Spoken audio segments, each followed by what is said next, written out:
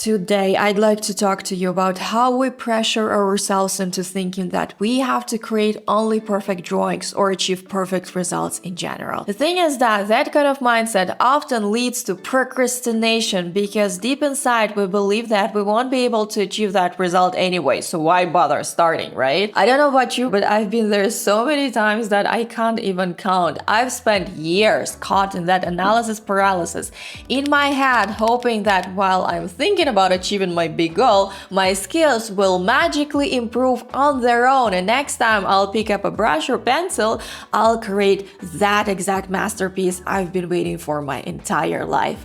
Bingo. This is absurd. I mean, it sounds as confusing as it actually is, and that's why I'm filming this video in order for all of us to get rid of all those kinds of thoughts and start believing in our capabilities, and that we'll be able to achieve truly incredible things in our lives and we'll be able to gain recognition with our work. Let's dive right into this video. I'm Iana, and I encourage creatives worldwide to achieve their biggest ambitious goals, draw like this, and simply enjoy life while seeing its beautiful side.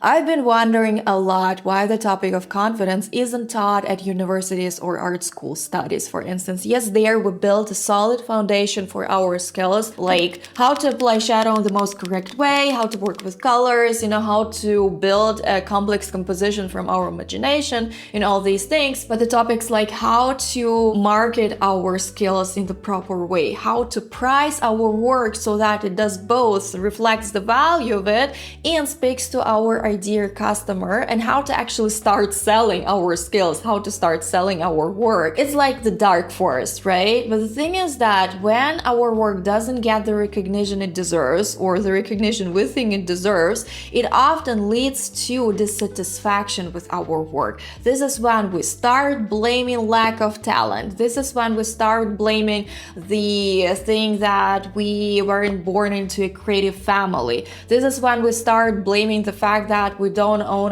the most expensive art markers or something like that.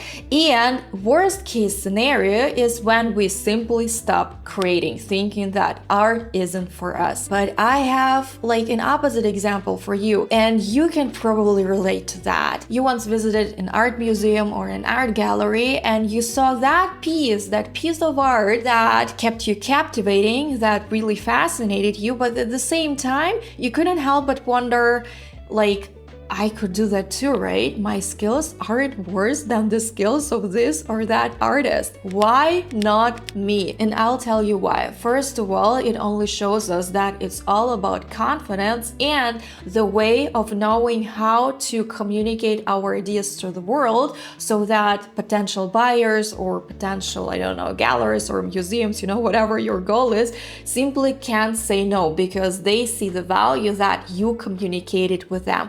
And the second thing is, it partially has to do with all those myths of talent or something like that. When we believe in the uniqueness of our work, that this kind of art has a place to exist, it's not worse than the work of Picasso, for instance, and you're so confident in your story, you're so confident in your skills that it can't be ignored by the art world or by the design world, for instance. And here it leads me to another important aspect when it comes to our artwork. When we just try to draw the most beautiful piece of art thinking that this is exactly something that might this or that person like, or our client might like. So basically we create that art piece from the place of trying to be liked by someone rather than trying to tell our story. This is not the right approach, because when you create something that comes from your inner world, that tells a story, this is when success will happen, not the opposite. Not when you try to create, once again, the most perfect picture, trying to, to imitate this or that artist who draws realistic landscapes, for instance. This is not the way to work. Try to illustrate, try to draw, try to design only those things that speak to you as well, that that tell story, that have that personal connection. And if you're working on a custom piece, then try to build that personal connection to the story of your customer. I hope it makes sense, and I actually prepared 5 powerful pieces of advice on how we can overcome that mental block and finally start creating the work that feels like us and that deserves to be seen by the world. Let's go! First piece of advice I wish I gave myself at the beginning of my own art journey is the following. Keep creating no matter what. I know you know it. Basically, I know it too, but why don't we do it? We try to wait for the perfect moment till one day we wake up and this is gonna be the day when our masterpiece comes to life, right? But before that, we better not do anything because it's not gonna be good anyway. I don't know about you, but I've experienced something like that like quite often, and it's not healthy. This is something that I'm still working on. The thing is that remember my words from the previous chapter of this video. It's not about the way on how we draw the vase like in the most perfect way possible or in the most realistic way possible. It's about your story, about your passion, and what you're currently experiencing when creating that piece of art. So simply keep creating every single day. Actually, I'm going to show you a cool example of mine. These are super quick scribbles. I created a couple of nights before, a couple of days before, because I simply felt the urge of illustrating some of my past memories and bringing them to paper. These are not final drawings, by the way. You don't have to create stunning pieces of art every single day, large scale, for instance. Just create something. Draw something that feels right. These are not masterpieces, but they're personal for me, and when I look at them, I get inspired myself. For you, these are simple scribbles. You have no idea what it is or what is that, for instance, but for me, it tells the story of me being at the beach, dreaming about doing illustration full time, and having that lunch which included French fries, a burger, and something like a cola or something like that. But anyway, you got the idea, right? Create something that feels right and that feels personal. Always, every day. Number 2, educate yourself outside the world of art. It's crucial for your success that you read as many books on entrepreneurship as possible, that you listen to as many business podcasts as possible, and that you meet as many entrepreneurs as possible. The thing is that we may be just artists or designers that, I don't know, only draw, only create, or only design something and bring concepts to life, but at the same time, as you remember from the beginning of this video,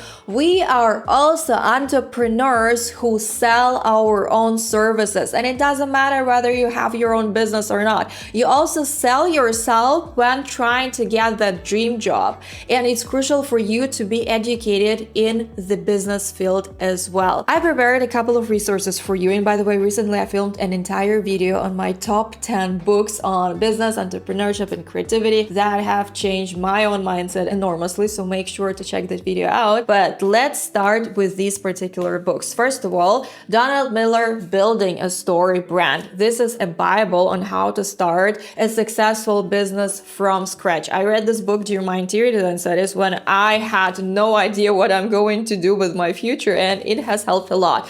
And I also liked a paragraph from this book, so I don't remember the exact word, so I'm going to paraphrase. Basically, Donald was quoting someone telling that where artists going to sell their art to other artists? Of course not. They needed to know how to sell our services, how to market their services to the correct audience. So this is what this book is all about. Next book, The Bible for Us Creatives, Big Magic by Elizabeth Gilbert. Here she's talking about the importance of staying active instead of waiting till a perfect client knocks on our door and says, hello, I'm your perfect client, I'm your dream job, let's get to work. In here she also talks about the importance of keeping the main job while searching for that passion or for the projects for your passion. And the third, actually, this is a series of books by Ryan Serhant about how to sell your services, how to brand your services, and how to keep your energy truly big and powerful, because everything starts in our mindset, as you remember. Put as much content out there as you can. And I know exactly what you're currently thinking. Anna, I already have a full-time job. I don't have time for that nonsense like social media. But here with this video, I'm asking you to rethink your point of view. Social media has a lot of opportunities. Yes, of course, it does require time, planning, strategies, and all these things, but at the same time it gives you so many professional opportunities and you don't have to pay for them. And here I'm speaking from my own experience. When I was just starting out with my business and I had already been working with some clients for some time, but because I was at the beginning of my journey, I was still building my client base, and at the same time I started posting on a regular basis. I was able to reach my ideal client without investing a cent into ads.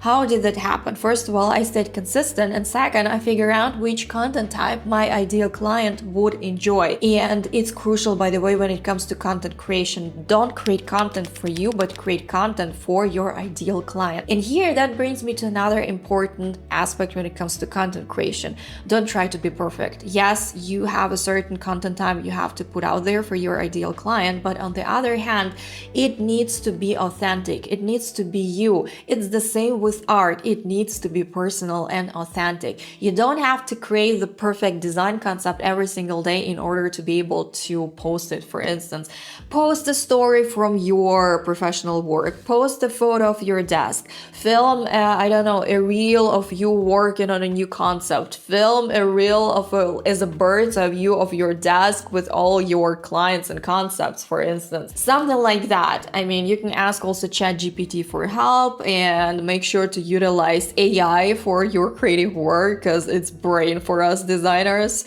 which helps us generate ideas without having to invest too much time, because we already have to design a lot, right? And I feel like we might have a slight disadvantage when it comes to content creation. Not only do we have to create like physical concepts, drawings, paintings, or whatever it might be for you, but at the same time, we also have to to take care of the content creation itself, like another job. But believe me, it'll be worth it. In the past, I remember sharing some of my drawing reels, and I simply tagged, a brand or an agency or something like that, and they reached out to me first without me saying a word to them. And this is how I gained recognition from the brands I'd like to work with. And you can do the same. Just adjust your mindset regarding social media. And another piece of advice, by the way, regarding this topic, just simply stop consuming a lot and put your content out there instead, if that makes sense. So we just talked about content creation, right? Now we're going to be talking about the importance of reaching out to clients separately, manually, outside social media. This approach complements social media perfectly, because to be honest, I wouldn't rely solely on social media nowadays, because it's too unpredictable, it's too turbulent, especially when it comes to the algorithm, and this is something that we don't own. Yes, it plays a huge role in our marketing strategy, but still the traditional approaches are here to stay. By reaching out to clients manually, you take the initiative for your future success. This is how you can predict your own success. This is how you can predict your own future, because you're the one who are defining when and by whom you are going to get discovered, because there are so many professionals out there, really good professionals, artists or designers, who share their work, who design a lot, but they don't take care of the other aspect of their business. Because as we learned in this video, we're not just creatives, we are also our salespeople, marketing teams, and all these things. And that's why it's our responsibility to make sure that our work will be discovered by the right audience. Social media complements this traditional marketing approach in the perfect way. The thing is that when you reach to someone via emails and they check out your Instagram page, this is your additional portfolio. And when you have a solid visual part there and they see the type of work you create, they see the type of client you work with, it complements your traditional marketing approach in the perfect way. And that brings me to the last piece of advice for us creatives and how to get noticed. Work on your networking skills. As they say, network is your net worth. If you get a chance to know the right people, they can help you skyrocket your success enormously. It's crucial. So put yourself out there, go to events, reach out to clients, but we just talked about that. Just don't focus on solely creating work, and that's all. Find out the exhibitions which will be taking place, I don't know, in a couple of months, in a couple of weeks or whatever. Go there. Find some dream design firms in your city. Go there. Take the initiative for your success and don't wait. It's crucial. Don't wait and create. And I want to finish this video with a powerful kind of phrase that I recently heard when watching the Netflix series about Arnold Schwarzenegger. He was talking about how he was able to reach success. He was talking about how he didn't even have time for that crap like, oh, does it feel right? Am I doing the right thing? How am I feeling right now? Quit analysis paralysis, take the initiative and do the work.